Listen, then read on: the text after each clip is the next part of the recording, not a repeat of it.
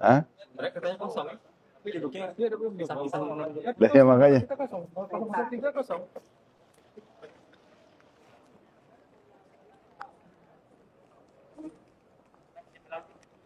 Mungkin karena kosong justru. Dia bagi. Iya.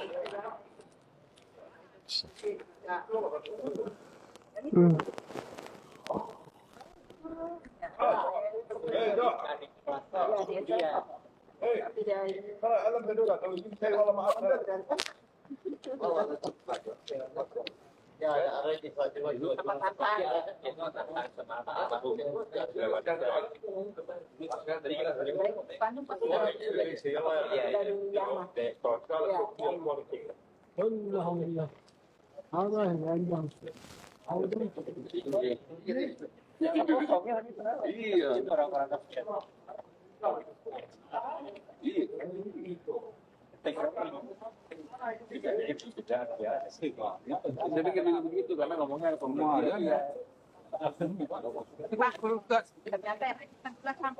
Ya satu gerbong 25 Pak, kali 20 kali 23 gerbong sama dengan satu pesawat dia, 400-an.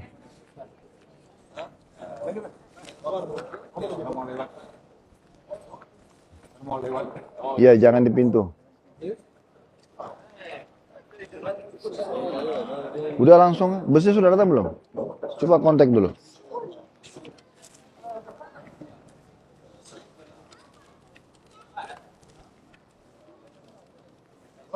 Kayaknya itu bus kita deh nunggu tuh.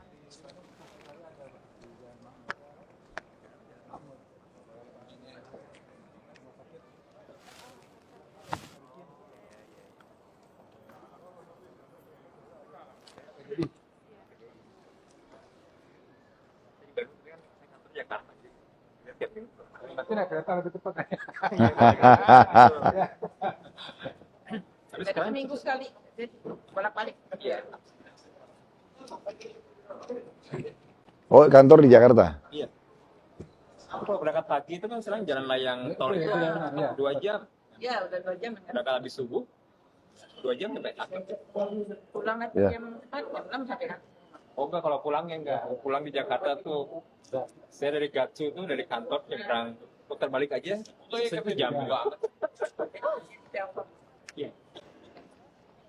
Kalau gitu pindah aja di Gatsu. Kenapa? Nggak usah di Bandung. Anak-anak nggak mau ikut.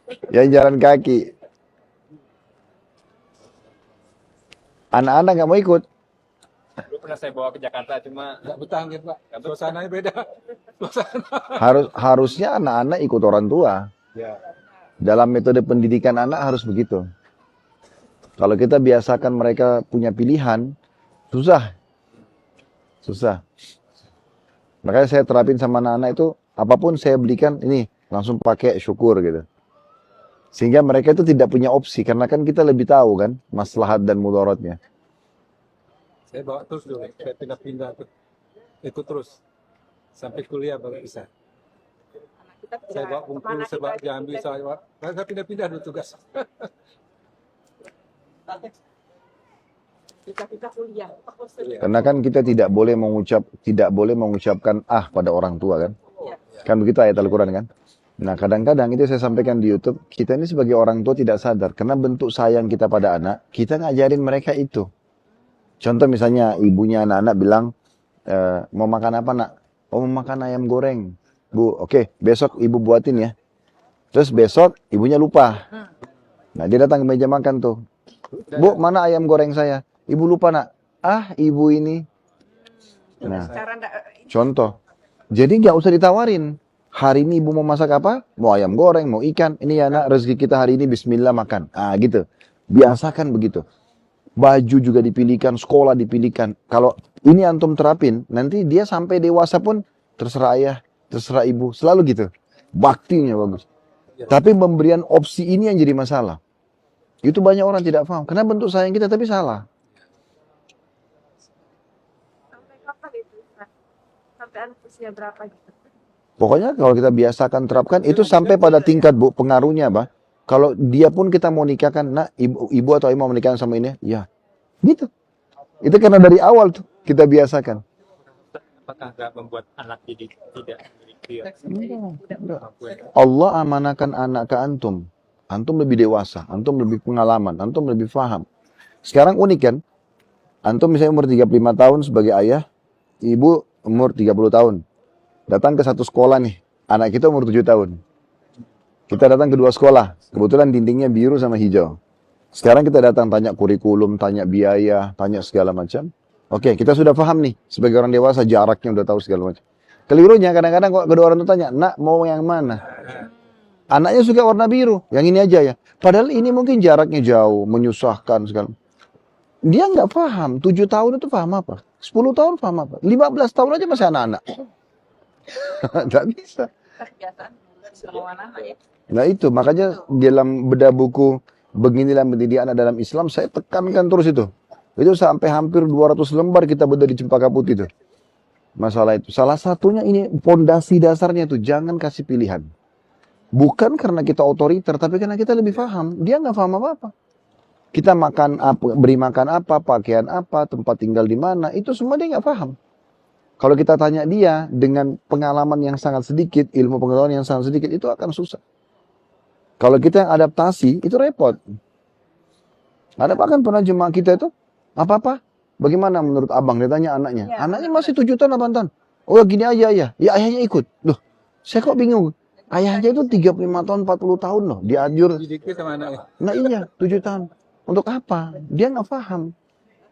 Saya begitu dulu Ustaz. Nah, akhirnya itu jadi repot sendiri, Bu.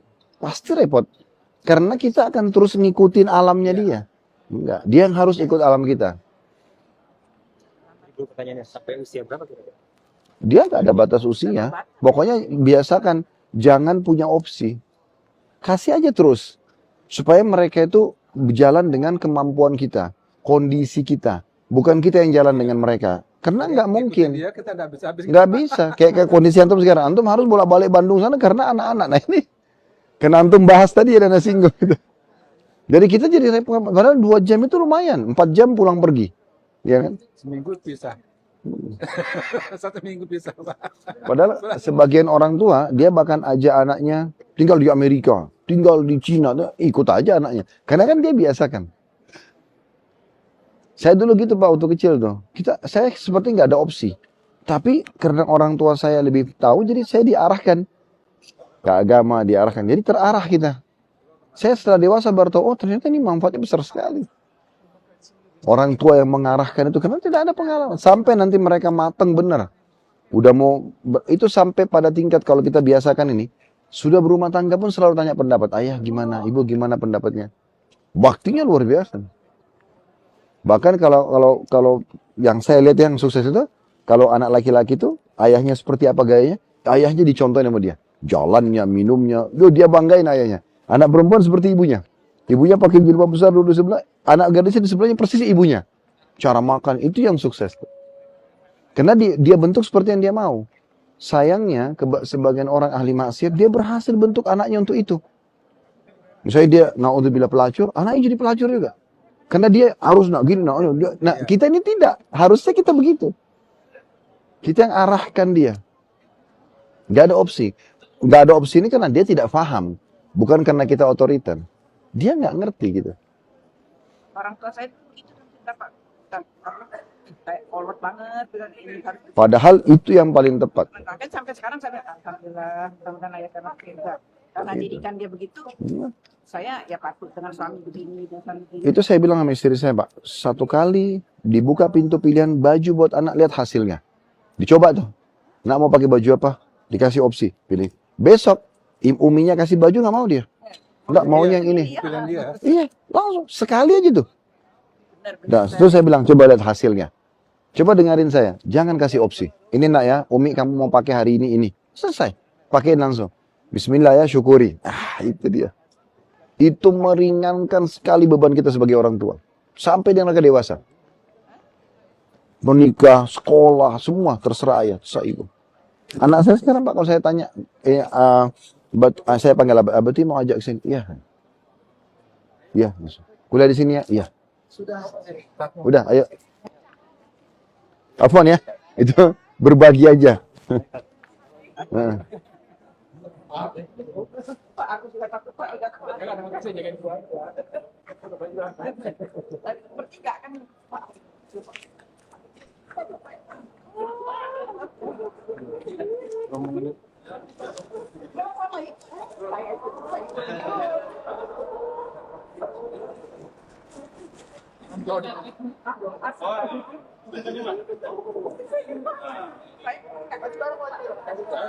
Kirain hilang. Assalamualaikum Ustaz. Waalaikumsalam. Boleh minta foto?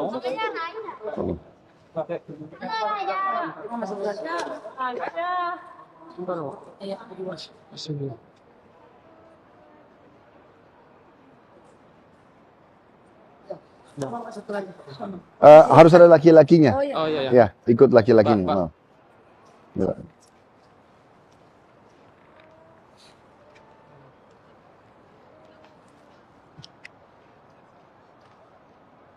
Ya, Terima kasih ya Ustaz. sama-sama.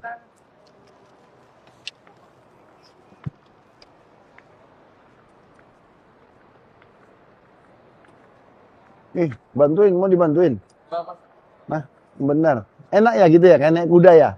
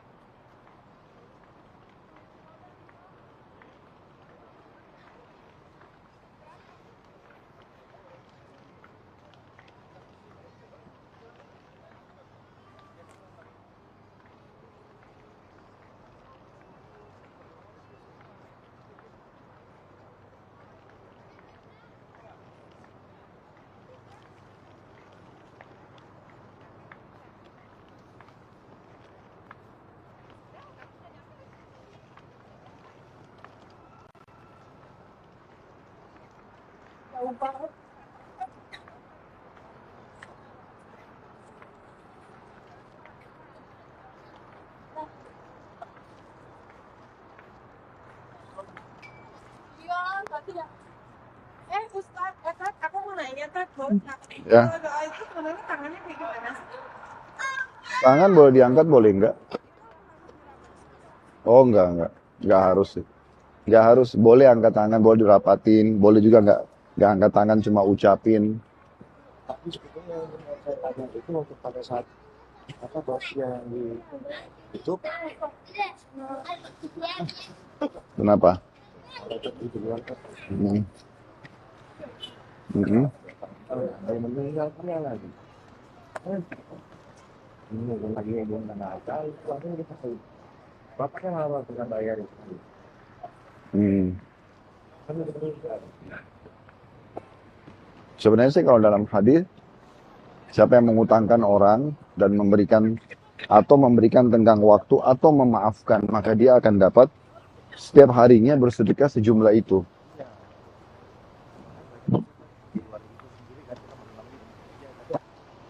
Ya, makanya agama datang untuk mengontrol kemanusiaan kita itu. Jadi kalau bisa, memang kita lebih fokus ke masalah gimana meraih rezeki Allah lagi dari tempat lain. Sambil tetap itu coba gitu. Ini kan Supaya kita jangan fokus di situ. yang tak susah berjalan. Ya, betul. Bahkan saya berpikir gini tentang masalah orang yang meninggal gitu. Dengan dia memiliki suatu hutang itu kan sebetulnya kewajiban. Kan Betul. Itu betul. Itu dianya. Iya, Sekarang dianya. sekarang kita nggak bicara dia, kita bicara antum. Iya. Kalau dia udah berdosa, kita sepakat itu dan dia salah. Ah. Tapi sekarang antum bagaimana menenangkan hati? Ya itu, Antum pikirkan rezeki dari tempat lain sambil tetap ikhtiar. Kita coba untuk berlapang dada. Oh. ini yang kayak gitu ya kayak ya gitu. Oh gitu loh. Itu bikin orang. Ya dia nyusahin dirinya sendiri di dunia dan di akhirat. Ini Saya itu dulu pun kebanyakan berdatangan.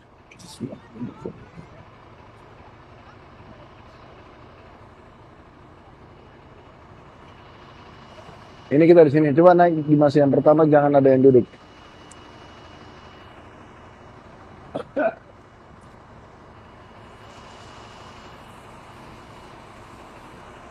Bismillahirrahmanirrahim. La ilaha illallah Muhammad Rasulullah. Bismillahirrahmanirrahim. La ilaha. Tercas ya HP-annya? Terus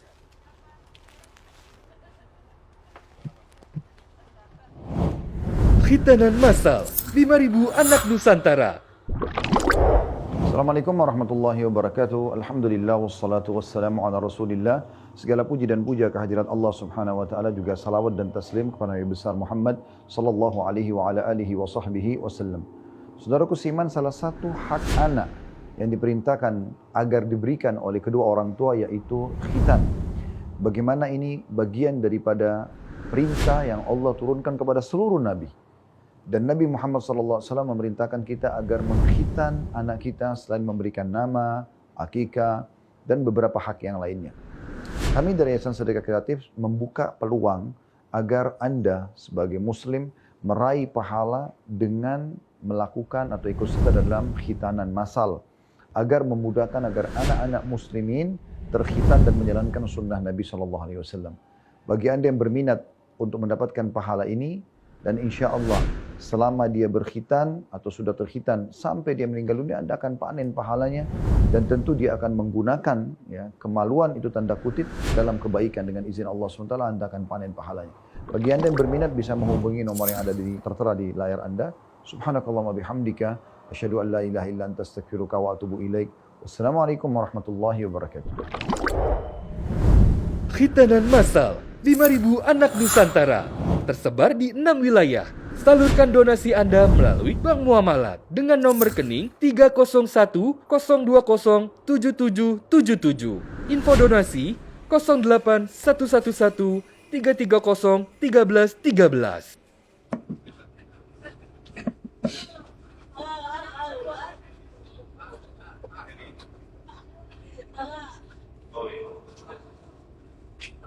Assalamualaikum warahmatullahi wabarakatuh. Alhamdulillah wassalatu wassalamu ala Rasulillah.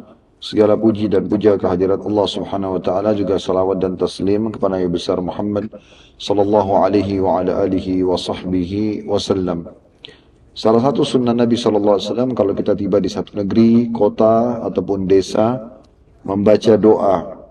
Bapak Ibu tinggal ikuti. Allahumma inni as'aluka khaira hadihil baldah wa khaira ahliha wa khaira ma fiha wa a'udzu bika min syarri hadihil baldah wa syarri ahliha wa syarri ma fiha. Nah, ini artinya, ya Allah, aku minta kebaikan negeri ini, kebaikan penduduknya dan kebaikan yang ada di dalamnya. Dan aku berlindung dari keburukan negeri ini, keburukan-keburukan dan keburukan yang ada di dalamnya. Alhamdulillah Bapak Ibu sekalian, kita sudah sampai di kota nomor 2 yang termulia setelah kota Mekah, itu kota Madinah Al-Munawwarah. Dan Madinah ini memiliki banyak sekali nama. Dulu sebelum Islam namanya Yathrib. Dan setelah Nabi SAW hijrah ke sini, diganti namanya menjadi Al-Madinatu Al-Munawwarah. Madinah artinya kota, Munawwarah artinya bercahaya. Dinamakan ini karena memang dia bercahaya dengan cahaya kenabian. Nabi SAW berdakwah 13 tahun di Mekah, dari umur 40 tahun sampai 53. Namun umumnya dakwah beliau ditolak di sana. Lalu Allah mudahkan beliau SAW hijrah ke kota ini dan menghabiskan umurnya 10 tahun terakhir. Ayat-ayat Al-Quran yang turun di Mekah atau dikenal dengan ayat Makkiyah, umumnya itu berisikan tentang kehidupan akhirat, umat sebelum kita, surga dan neraka. Sementara ayat-ayat Madaniyah yang turun di Madinah umumnya semuanya tentang hukum-hukum. Mungkin kalau sudah tahu alhamdulillah, kalau belum tahu puasa Ramadan itu disyariatkan di tahun 2 Hijriah setelah Nabi SAW hijrah ke sini. Dan kita hitung tahun dan pertanggalan dalam Islam dikenal dengan Hijriah itu bermula dari hijrahnya Nabi Muhammad SAW ke kota ini. Sekarang kita berada di tahun 1444 Hijriah. Berarti sudah 1444 tahun yang lalu Nabi SAW hijrah ke kota ini. Nanti insya Allah di saat kita city tour Madinah, kami akan lebih jauh menjelaskan tentang kota Madinah, keutamaannya dan juga penduduknya. Juga tentu kita dengan mendatangi beberapa titik-titik sentral yang dianjurkan untuk dikunjungi. Di antaranya yang paling mendasar adalah lokasi perang Uhud. Saya berharap nanti insya Allah Bapak Ibu semuanya ikut agar bisa mendengarkan kisah peperangan Nabi SAW dan pelajaran yang bisa diambil di sana. Nama lainnya kota Madinah, Thabah dan Thayyibah, yang berarti baik, sempurna, suci. Dan Madinah ini adalah satu-satunya kota di muka bumi ini yang Nabi SAW perintahkan kita untuk tinggal di sini dan wafat di sini.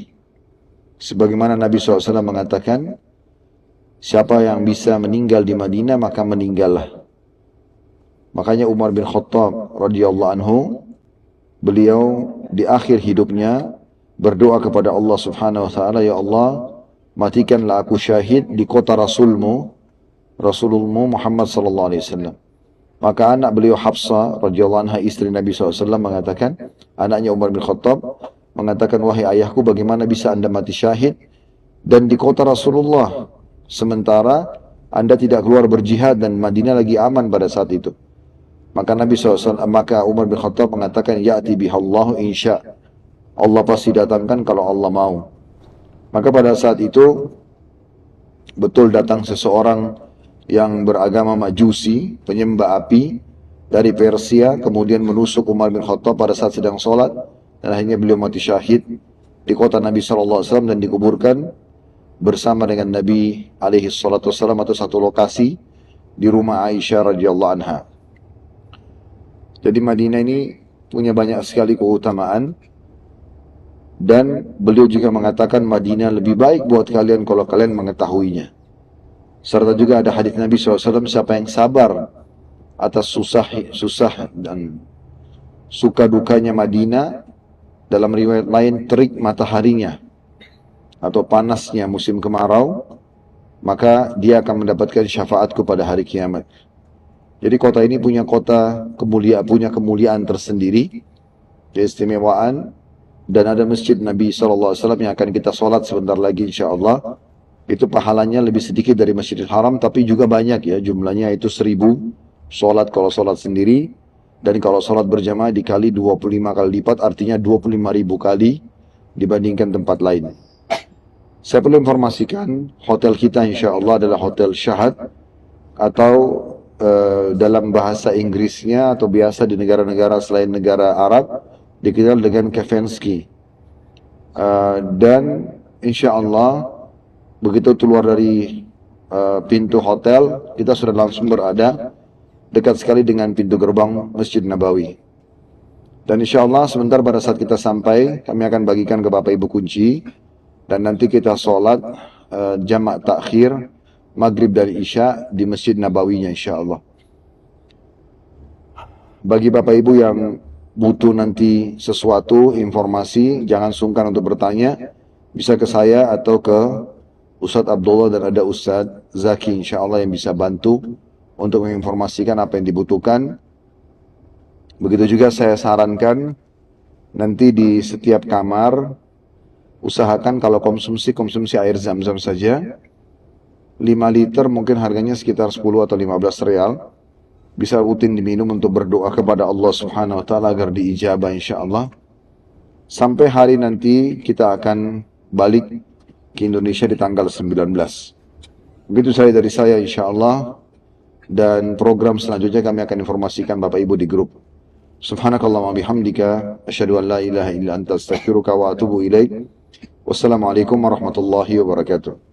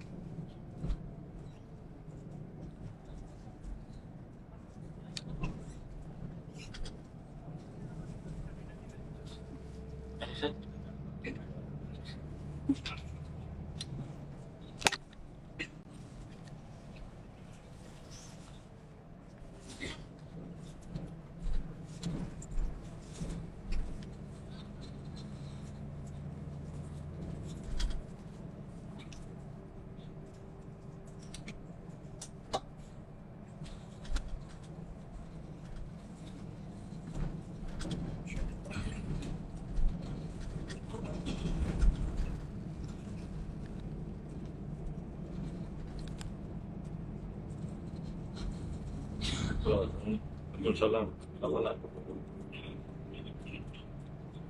Masih sampai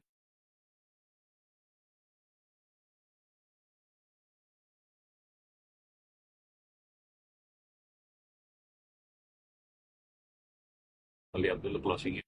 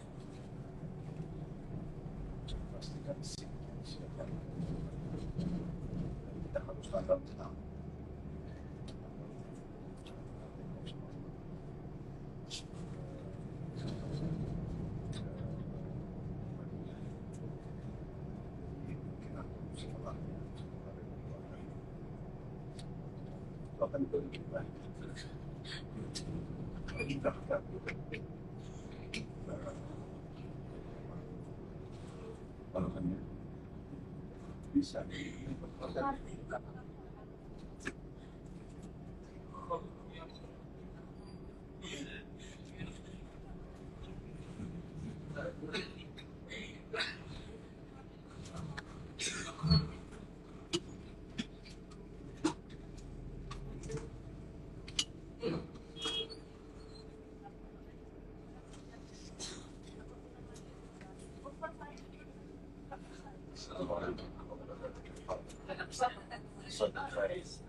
Ana jangan termasuk الإدارة لازم يكون له شهر شغل هو إن شاء الله يوم يومين كده نتقابل أو ممكن نتقابل فقط رجوع للأسياد في يوم 19 ديسمبر بعد الأيام سننتقل إلى اسطنبول إن شاء الله وفي يوم 24